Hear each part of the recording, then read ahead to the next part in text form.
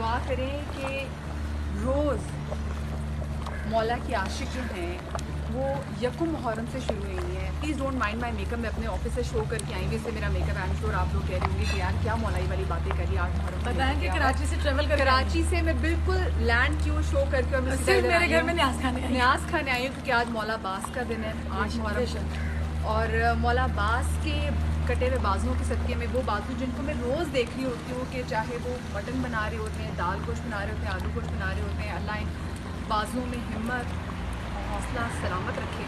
और अल्लाह पाक जो ये दस्तरखाने मामूसैन करती हैं इनको मज़ीद वसी से वसी तर करती चली जाए। जब तक मैं जिंदा हूँ तब तक करती हूँ, और जब तक ये ज़िंदा है मतलब खुशी के साथ सेहत के साथ ये दस्तरखाने मामूसैन का अभी आज एक बना रही है, उसके बाद काफ़ी ज़रूरत है।